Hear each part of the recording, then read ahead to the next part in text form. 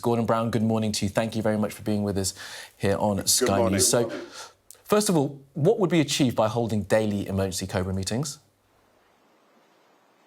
Well, we've got energy crisis, we've got an inflation crisis, we're going to have a National Health Service waiting list crisis. What COBRA meeting, and that's the emergency committee that we hold when things are difficult, has got to do is ensure there's enough energy for the winter, ensure there's enough storage facilities, ensure that we can get the cost of living help to people, because we've only 7 weeks to go before October the 1st. You've got to change the universal credit computer to enable it to make payments to people. And there's no doubt that people are going to go without food and they're going to go hungry and cold in October if we don't take action now. So this is the time to take action. And that's why I'm saying that the government ministers should be meeting with the two leadership candidates so that they can agree a package that could be implemented immediately. If not, Parliament should be recalled to look at what is a national emergency. And at the same time, of course, the special committee should be meeting to look at all these plans. You could be looking at a cap on energy prices. You could be doing what Norway does and say we'll pay 80% of the increase in bills, or you could have better social security support. But all these things are not really being discussed by government ministers at the moment, not even the leadership candidates who are obsessed about tax cuts. We've really got to deal with this cost of living crisis, the supply of energy, shortages of storage facilities, but also deal with the cost of living costs that people are having to pay. Now, they're saying that, of course, that when whichever one of them takes office, comes into office, they will address it then. Liz Truss says there'll be an emergency budget. Rishi Sunak says, as Oliver Dowden just told us, that all measures will be taken when necessary. Why do you think that during the campaign more of this hasn't been made? But that's too late. But that's too late. Yeah, that's too late, because you need this time now to make decisions if you're going to affect things on October the 1st.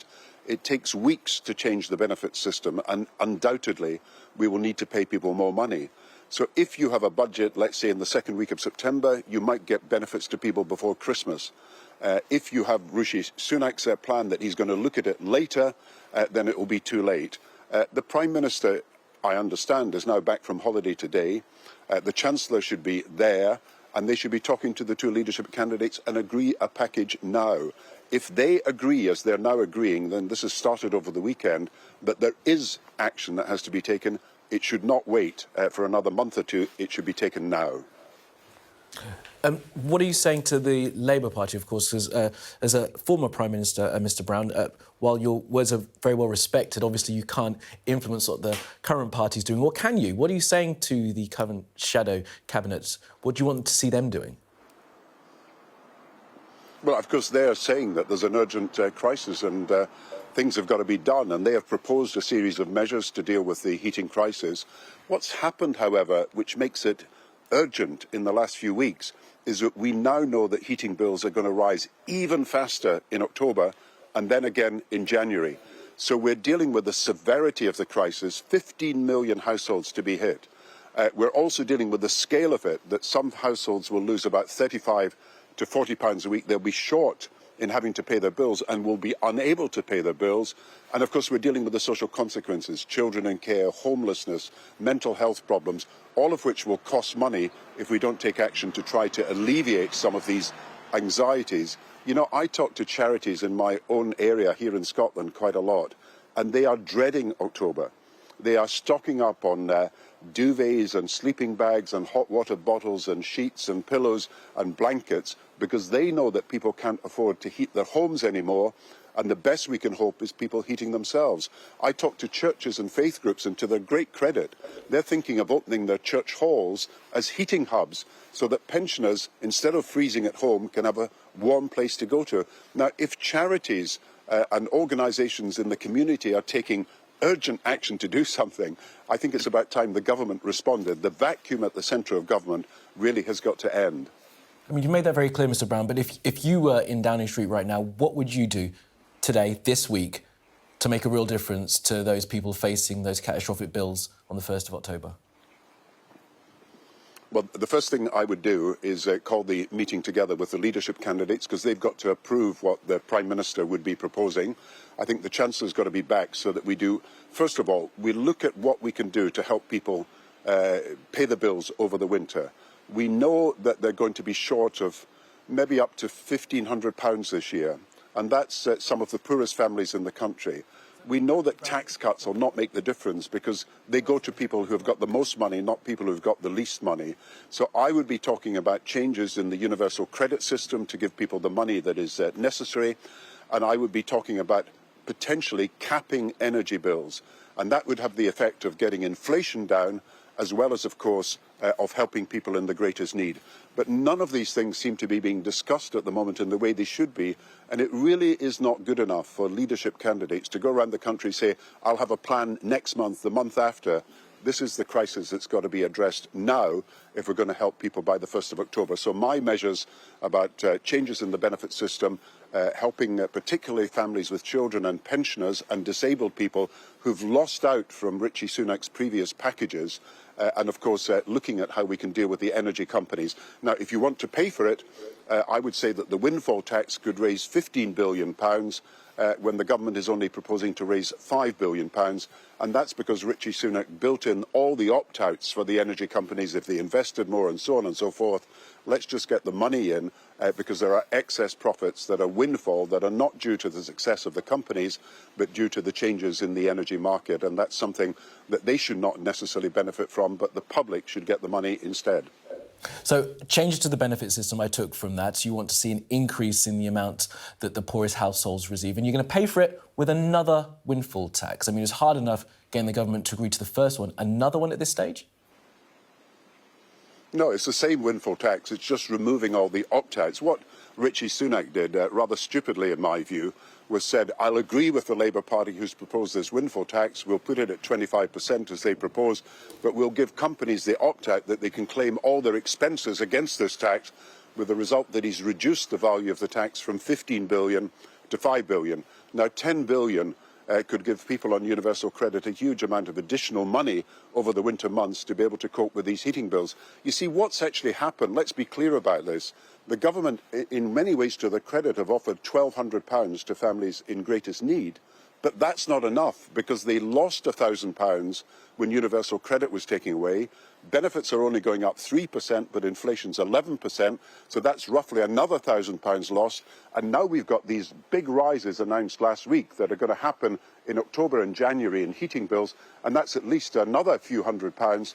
And so anything the government has done has already been wiped out, and they have got to do more. Now, other countries, I look at Germany, at France, at Spain, and Portugal and Norway, and they're doing more than we are doing, and it's about time that the government took action. And the only time that really matters is when you're planning for the winter months. It's too late if you do the changes in November or December. You've got to help people in October so they're not going hungry, and children will go to school ill-clad and undernourished if we don't do something about it, and pensioners will have to choose between feeding themselves and feeding their gas and electricity meters. And Mr Brown, you said that we're expecting a financial time bomb to go off on the 1st of October. Obviously, you were in office where another financial time bomb, or not even time bomb, a bomb went off while you were in office, and you guided the country, or were helping the country through that. So would you like to return to frontline politics now, do you think? No, I think when you're out, and you've got to accept that that's what's happened.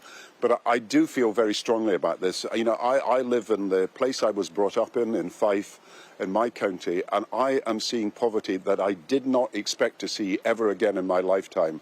You know, I grew up in a mining and textiles town which went through a long period of unemployment, and now, unfortunately, we're back to some of the conditions we saw then when people have not the money to turn up their heating, when they're having to tell their children they cannot give them basic necessities, when people are in charities. And, you know, in my town and county, people don't have a lot, but they help people with nothing. But the people who don't have a lot are also running out of money and not able to help. So food banks need more help, but they cannot do it on their own. Charities cannot solve this problem on their own, no matter how well-meaning they are. It's really up to the government now. And in every other country, there is a recognition of this crisis, and people are acting now. And it's time for this government, no matter what's happening in the Tory leadership contest, they should all get together and see if they can agree on a programme, but it's got to happen in the next few days. I just want to push you a little bit on that, if I can, Mr Brown. I know how important duty is to you in service, and your experience may well be essential at this time. So if you were asked to come back in, would you? It's not going to happen. I mean, you just heard Oliver Dowden on your programme this morning making all sorts of party political allegations against me, which are completely wrong, of course, but I know them because what I'm interested in is what is in the interests of the people of this country, and I can help, and I'm working with local charities to do so, but the most important thing is that those who have got elective power for the time being, that they take the action that is necessary. You know, it's ridiculous at the time of this crisis that the Prime Minister and the Chancellor have both been on holiday, the Foreign Secretary and Richie Sunak, the former Chancellor, on the campaign trail, and nobody seems in charge. Now, of course, I could walk in tomorrow and say, this is what the COBRA committee should do, and I'm telling you what I think it should do. But of course, I'm realistic enough to know that the Conservatives are in power and it's their turn to take the action that is necessary, and if not, make way for Keir Starmer, who's ready and waiting to do good things. And would you work for Sir Keir Starmer, then, Mr Brown? Keir Starmer is going to be a great Prime Minister of this country, and I think everybody knows he's a person of integrity. He's made the right decisions to rejuvenate the Labour Party, and I think he is the person that people can turn to with a great deal of hope, as well as a huge amount of trust. And would you work in a cabinet that he set up, sir? No, I'm not going to be invited back, but obviously I'm here to help, and I'm too young to be an American politician when you look at the ages of American politicians, but I know that it's time for other people to take the helm. And look, the team that Keir Starmer is bringing together is incredibly impressive, and I think you can look forward to something in our politics that will make a radical change in the way that we do things. You see, what I find amazing at the moment is there is a huge crisis. We had COVID, we've got obviously to recover still from that, and the National Health Service also needs urgent attention about how we can avoid these winter crises and the big waiting lists. But it does need the people who are in power to get together to do it. And, you know, this cannot happen quickly enough. It's got to happen now.